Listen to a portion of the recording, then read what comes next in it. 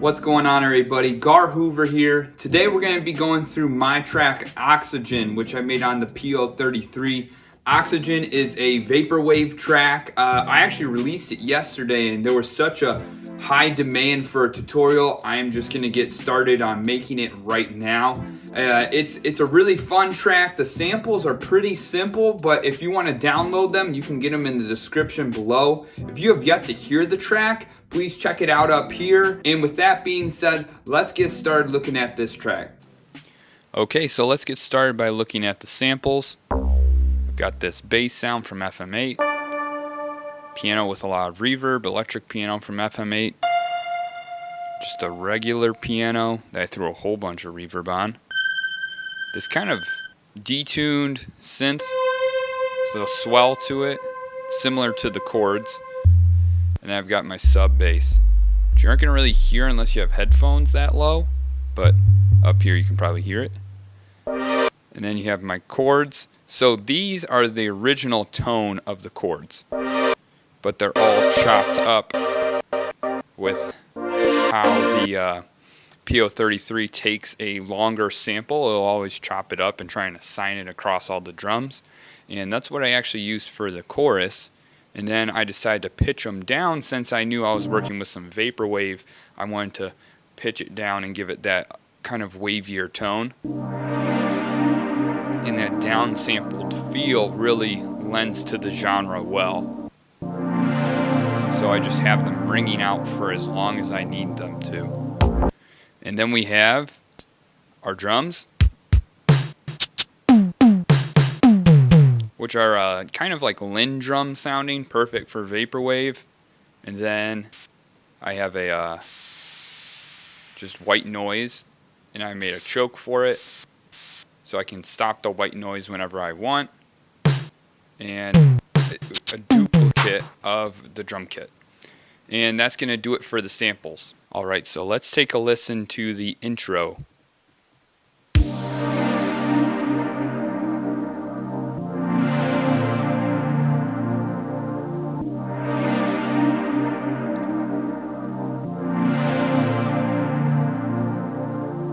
That's all it is. Very, very simple. It's just going between those two pads. Not even worth really showing you guys, but because it's so simple.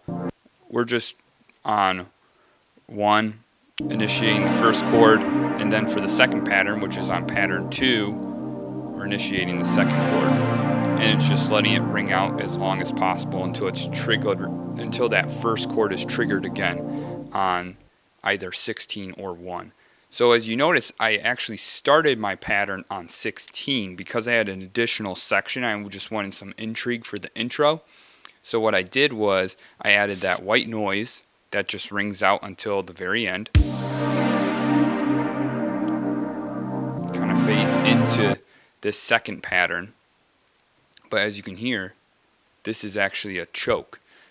It sounds like it's going to continue into the second pattern, but it fades quietly enough that I decided I don't want it to occupy additional space or have weird sounds going on, so I choke it, which means I make a small snippet of the sample on right here, pattern 16, dead silence, and it works to just stop the sound completely so you don't hear it trail into a pattern where you don't want it. So it fades out enough from 16 into 2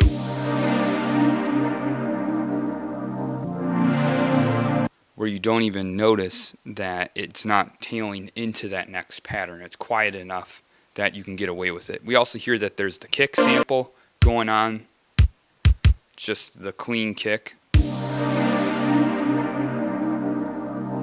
then it goes into the second pattern, and then it goes to the first pattern, which is just the first chord without any white noise or kick, and it goes back to 2.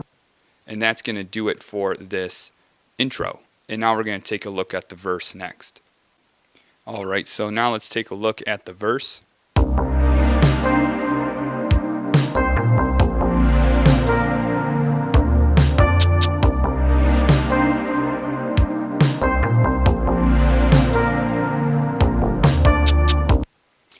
Pretty simple, good solid groove though, has great Vaporwave vibes to it.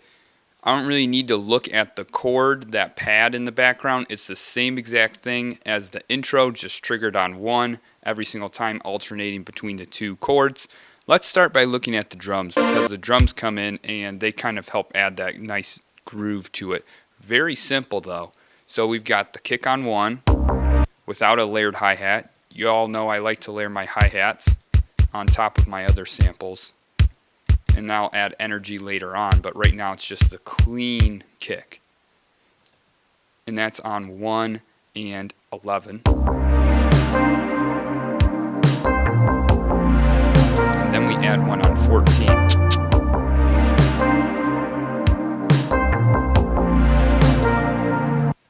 So it's the same two patterns drum-wise that are alternating. So we have the 1 and the 11, and then the snare is going to be on 5 and 13 every single time. Those are the classic spots for my snare hits. And the only alternate pattern really is going to be, this is what it sounds like. If we look at the kicks, we know, as I pointed out, 1, 7, 14. So right after the snare, we're coming in with just a clean kick, followed by 2 shakers on 15 and 16.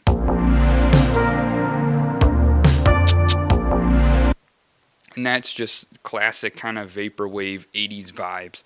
Very simple drums, and that's just, for the genre, it sounds perfect for it. And then the other instruments are kind of what add the intrigue. So starting with the bass, which is relatively simple. It's just on the root, and then it goes up to the 7th when you hear it at the bottom down here. But let me actually go to the first pattern, excuse me.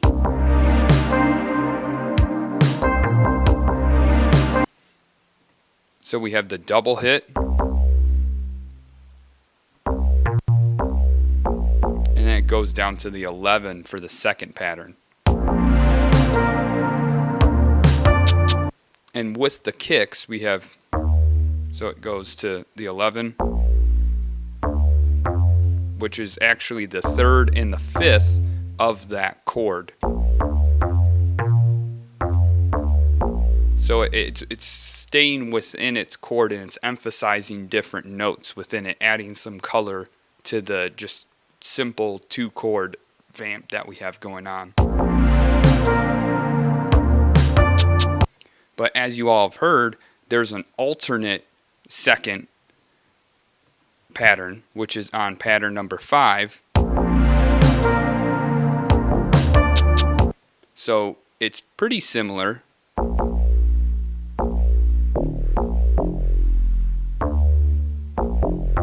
I have to remember it, excuse me. There it is. And that's going down to the octave of what is the 5th.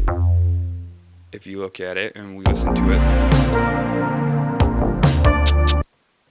And it's just kind of walking around, it's responding, it's still hitting for the most part with the kick. You want your bass and your kick drum to be in sync for the most part for many genres, and this is pretty similar, especially once we get to the chorus.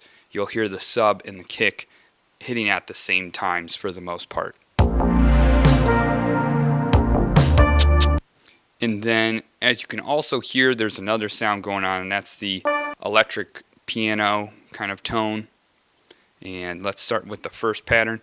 Very simple hits. These are following right after what would be where the snare is hitting. So they hit right after the snare. They kind of feel almost off kilter or thrown off a little bit. Listen to it. Almost like an echo, but they should, you have this feel at first where you're like, oh, those should be hitting with the snare, but they aren't. And it's pretty simple. I'm just having them hit the root of the first chord, and then I have them go down to the root of the other chord. And I believe there's actually another note though. Yeah, the second of the scale that I'm in. So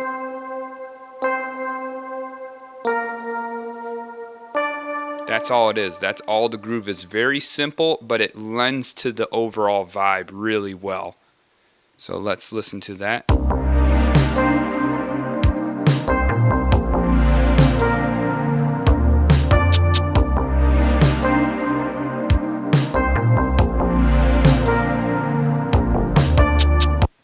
So you hear the bass line's doing its own thing, the lead's doing its own thing, but they're all staying within those defined chords. They're all emphasizing different notes within the chords that I played. So they kind of have this mesh together where they sound really tight, and it doesn't have too much that's conflicting.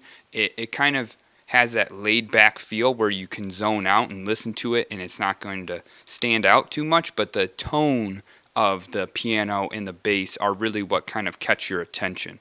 And so that's going to do it for the verse, and then we're going to take a look at the build. Okay, so let's take a listen to the build now.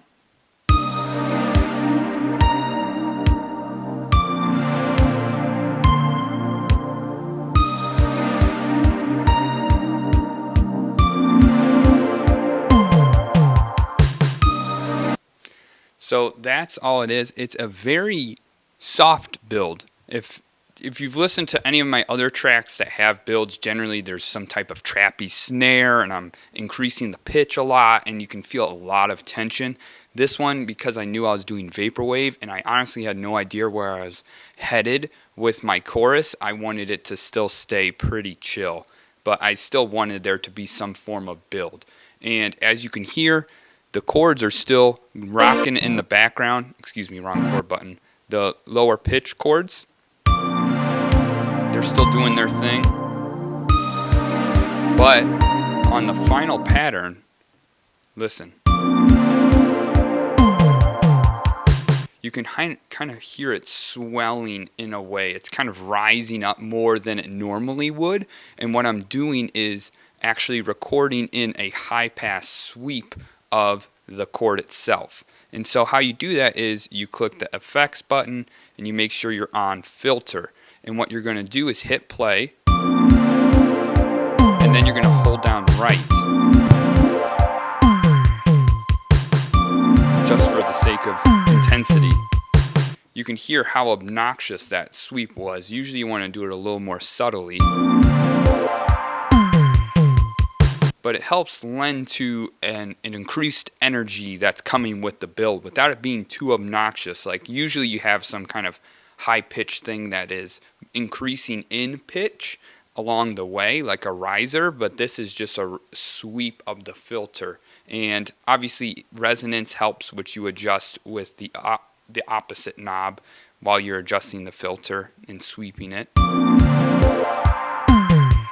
So that's it for the chords for this section. You can hear the drums are kind of energetic, but they're pretty simple too. We've got that 4 on the floor going on. So let's take a look at that for this first pattern. Pretty simple. It's just down this first vertical row. That's always going to be 4 on the floor if we're looking at a pocket operator. So it's just that steady drive. It's way different than we've had thus far. So the change in rhythm is kind of going to perk our ears up and give us something different. And then you also see 4 on the floor clean again. And then this pattern, we're getting into a little bit different territory. We hear not only just 4 on the floor right here, we're adding this third vertical row, so they're becoming eighth notes are happening here. Or excuse me, no, half notes. Or quarter notes. Whatever. You can tell I'm not classically trained. But you can hear that I'm using my layered hi-hat on top of the kick, meaning that I can have, if I include my normal hi-hats, I can kind of get some grooves going. That sounded so bad, but you guys trust me. It sounds bad, sounds strange right there, but obviously when you start to play it out properly in another pattern, like let's say we just jump to the chorus or something like that,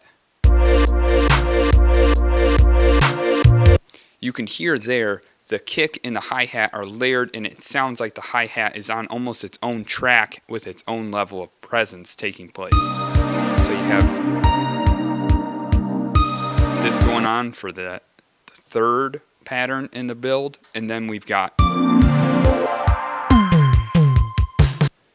a very simple, same thing, quarter notes kicking, in the same exact pattern as the second one, but we hear additional drums, and those are coming from another pattern, because right now, if we're thinking about it, we've got one drum kit going, we've got the pads, and we have the piano. Those are the only major things. If we listen to the first pattern, we hear the white noise. I just triggered the white noise one time. I knew if it ran out all the way through 2 patterns, it would be fine. I wouldn't have to remove it to include another instrument. So when I got to this 4th pattern of the build, I knew I could keep a steady kick going and then include another copy of the drums, which I did right here. And how you copy an instrument that you already have on the pocket operator, let's use the white noise. So what you do is hold down right, sound, and it's going to say copy, and then you just punch it into another bank. And now 16 has white noise just like 12. And now if I don't want that there, I'm just going to hit record and sound. And I just deleted it. So now it's gone. And that's going to do it for the drums like that. But let's take a look at the fill we've got going on. We just have the classic, just going down the toms type of vibe. So I just have the high tom, low tom, low tom, and then a kick without a hi-hat. So then really when we're thinking about this, you have a kick here with a hi-hat, kick here with a hi-hat while hitting on a snare, and then another snare for 16. So you have this additional clean kick in between the layered hi-hats that we had in the original drum pattern.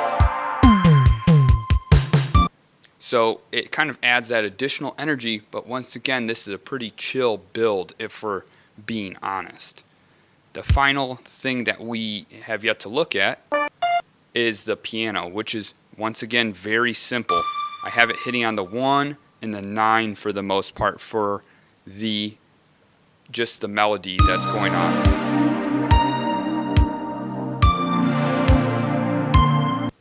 And I think that's all it is. So very, very chill, nothing special.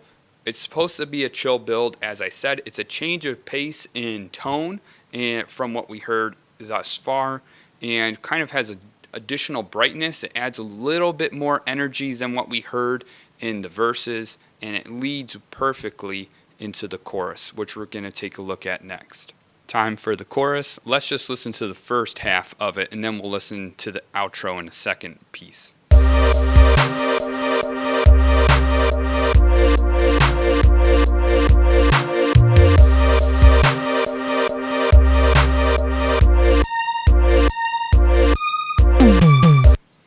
Okay, so as you can hear, I didn't mean for this to get really flume sounding, but it just happened to with the sounds I had selected beforehand. And then when I was messing around with the pads themselves, I just started hitting it like this when it was swelling in.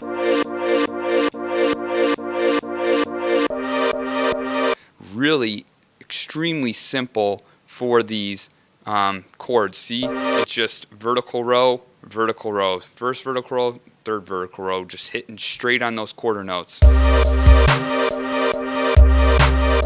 And then just alternates for that second pattern. And then it goes back to the first one. And then there's the alternate of the second pattern, which has the same chords, but they only hit in this first vertical row.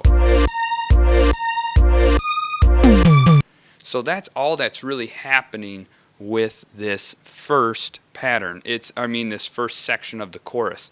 With the chords specifically, nothing too crazy going on, but also has such tremendous energy to it. It's really cool that it worked out like that, because I had no idea what I was going to do for the chorus for this song until I started messing around with the natural chops that the PO-33 did to the pads. So let's start by looking at the sub. Actually, let's start with the kick, or the drums, because the drums are really what kind of drives this section, if we're being honest. So let's start with the first pattern. Let's start with the kicks. Layered hi-hats on the kicks, and that's on 1, 4, and 7. For the first pattern, second pattern, 1, 7, 11. So we got a little bit different rhythm. But then we hear these two different kicks down here without hi-hats. So they're just hitting on 15 and 16. So that's going on for that. And I'll just start with these first two patterns because they're the most similar. We also hear the snare going. It's a layered limb drum snare with just like an 808 clap kind of vibe to it on 5 and 13, as we've heard with the other patterns. Same things going on for this other one. And honestly, the hi-hats are pretty simple too. I filled in any empty space with a hi-hat, which you can see on this pattern specifically, there's a lot of them. We got 2, 3, 6, 7, 8, 9, 10, 12, 14 through 16.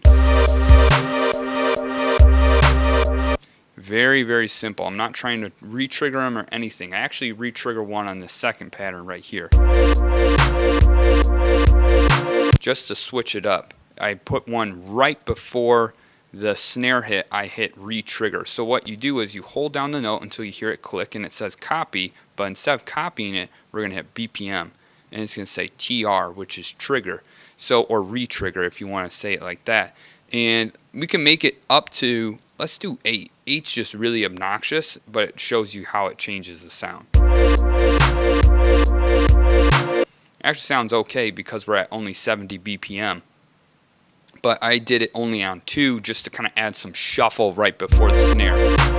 Because usually in modern music now especially, you're going to have a reverse snare that kind of sucks into the big hit, and the hi-hat kind of helps add that energy and embraces for the impact of the snare. But you can hear on this final row, 13 through 16, I removed any hi-hats just to kind of give us time to breathe because there's a lot of high-end energy going on here. So it just kind of adds to it in that way. And if we go to the final alternate second pattern, we hear the hi-hats here on 3, 7, 11 on the offs. And as you can hear, there's also the layered hi-hats on this first vertical row, just always hitting. So it kind of almost sounds like you're restarting the pattern and hitting play. Let me show you what I mean. That was the goal, was kind of have that like stop it and start it type of vibe. But I didn't do the same hi-hat rhythm. But you can also hear I put a fill, which is just the high tom, low tom hitting twice. And it's just hitting twice. And it sounds pretty solid, honestly. And then the next thing that kind of stands out as since we're on the pattern, we hear this kind of flumy tone synth. And you can hear it like swelling in and it gets cut off immediately. And what I'm doing is adjusting the note length. I'm holding down the note and turning this right knob, and I'm saying that I only want it to go 2 steps. So the step it's triggered on and the following step, and it's going to get cut off. So it's very simple, and it just adds that cool feel to it where it's like kind of surging and sucking or getting sucked out with the kicks. Especially with it being so quiet, that note really stands out as something that's different than what we've heard thus far in the chorus. And so now let's take a look at the sub, because the sub kind of really adds it. It pushes it from just simple vaporwave, really chill vibes to that almost flume-like chorus. And as I was talking about, the kick, and the sub are in sync. The bass and the kick are always going to be in sync. They're always going to hit at the same times to give it a tight vibe. And you can hear that pretty clearly because then it's that layered punch that's extra emphasized. So you have it on 1 and the 4, but you can hear this 4 isn't ringing out in the same way. What I did was I held down the note, and once again I made this one only trigger 1 step. So it's only going to trigger for the 4th step, and nothing's going to tail on as you would hear with the other pattern or other sample.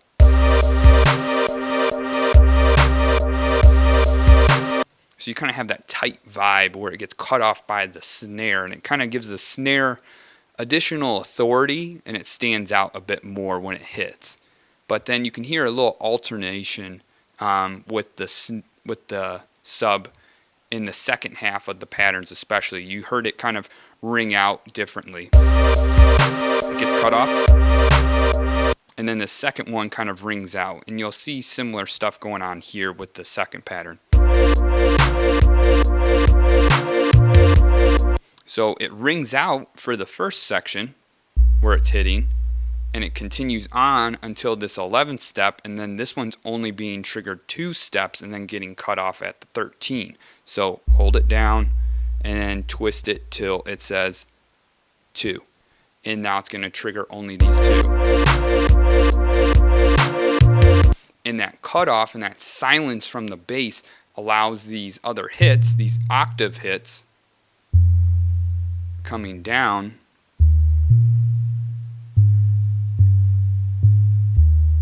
kind of up higher, where you hear those classic kind of jumps or walking bass lines with subs. So it adds a fun energy to it that you wouldn't normally get from just a solid sub that's hitting on the root all the time. And especially with the hi-hats cutting out, this really allows this sub line to really stand out in a great way. And if we look at the alternate, as I've done, I'm cutting it off after 2 steps for each one of these. So when the hi-hat hits on this 3rd vertical row, nothing else is going on, and it's allowing that kind of wailing synth sound to stand out more. And it kind of gives it that stop-start feel that I was hoping to get. And so that's what we've got going for this first section of the chorus. And now let's take a look at the outro of the chorus. Something I forgot to mention real quick on that final section of the chorus was that the white noise is happening. It's triggering at the beginning of the patterns. I just have it ringing out, so it just hits and it just keeps going. I don't believe it's in the second pattern or this alternate. It's only in the first one, so that crash, it almost treats itself like a crash, and it has that high-end sizzle that you want in your chorus to kind of add that energy. And I just wanted to bring that up before we moved on to the next section. So let's listen to that really quick.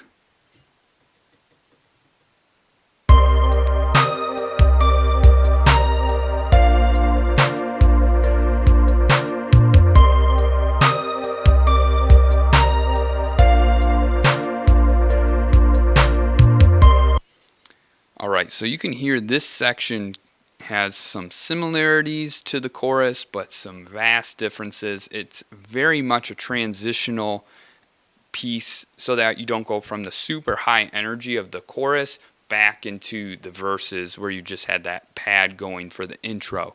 And what we got going on, let's just look at the drums first, because the drums don't have the same energy, nor do we hear that high pass crash with the white noise going on that we heard at the beginning of the chorus. We hear just a normal hi-hat groove going on that's very simple. It's not 16th notes, we've got the 8-note groove going instead.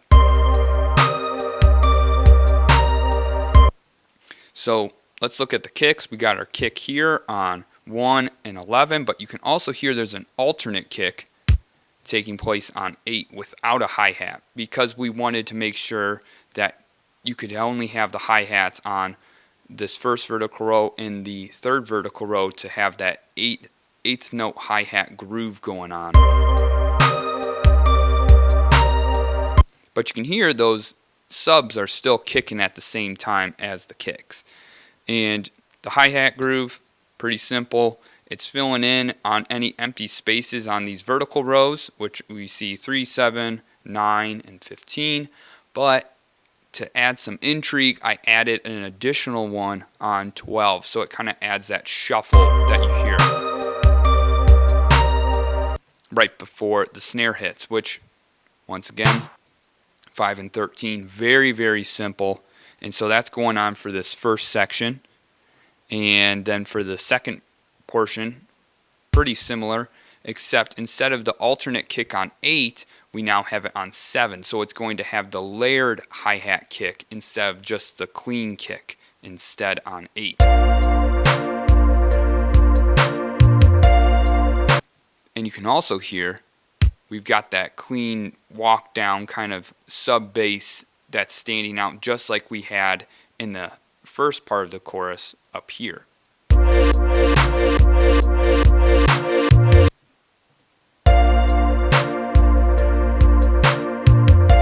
So there's some similarities and elements that you could remember from the chorus that kind of help transition this section and give it some familiar pieces, but also kind of let us know we're calming down for the verses again. Snares hitting in the same way for this second pattern on the outro. I already talked about the kicks, and then you have your hi-hats that are just kind of filling in the gaps on these vertical rows, and then you have that shuffle one on 12, as I had talked about already. And then you've got the final pattern, which kind of serves as that transition piece into either looping back around or going back into the verses, which means heading back into that intro with just the clean pads. And since it is kind of a duplicate of 14, 15 has the similar kicks going on. It has the same hi-hat vibe with 3, 9, and 12 with the shuffle right there. And the snares are still hitting in the same way, and you still have the same kicks. The only difference, if you can hear it, is nothing. Wow, I made an alternate beat that has no difference whatsoever. Wow. I didn't know that until I did that. I had an additional section. As you can tell, I make mistakes. Somehow they get through still. But thankfully the song was not truly damaged by it. And if we talk about the drums transitioning, you hear those double kicks. And then you have that additional clean kick that has the layered white noise that crashes out. So there's a clean transition into that final section. Or into the what would be the beginning of the intro, excuse me. And if we just look at the pads have changed again. If we listen to these, they sound almost quieter, as if they're filtered. And what I did was actually take the final portion, that sound, and I just hit it on quarter notes. Or excuse me, half notes. I'm on a roll tonight. And then you've got the same thing going on for the second pad. I found a quieter section. It kind of almost has this additional, because of how the resonance was behaving on the synth, it kind of adds this like almost different note and tonality to it. That's fun when it repeats itself.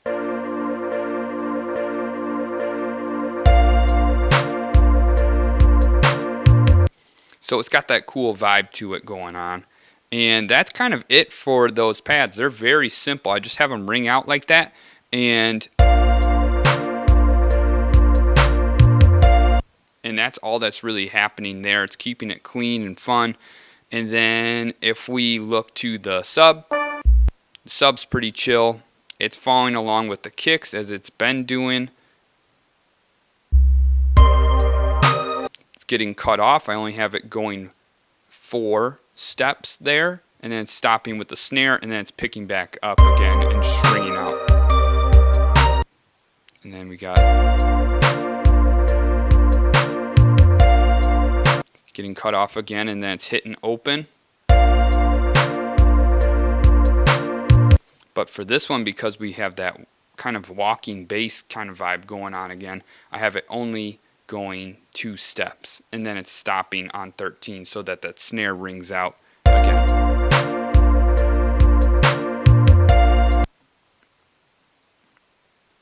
And then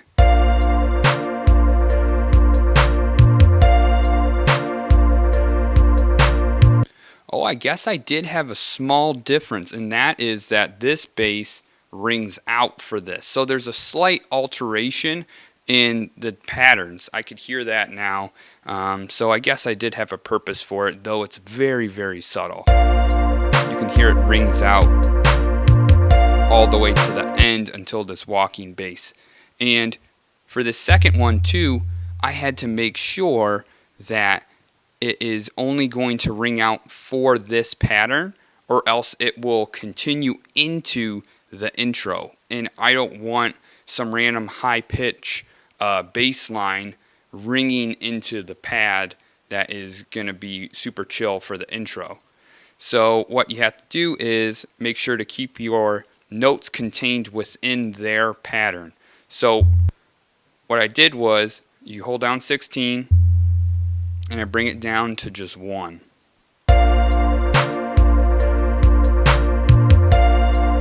So it loops around fine, but when we transition,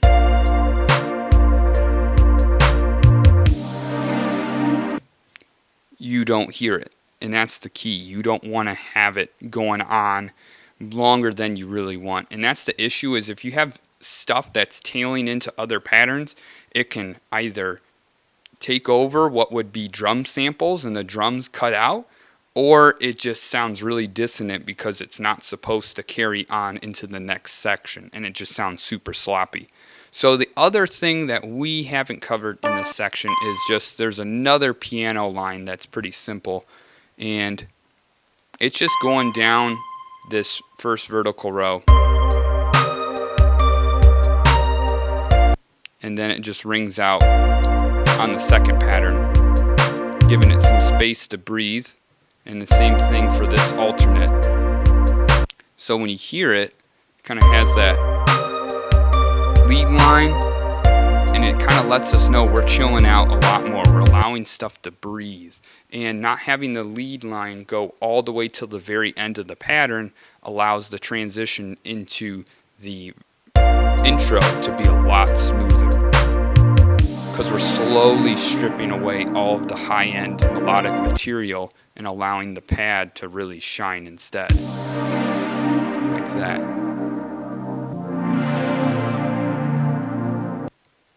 So I hope you all enjoyed this tutorial.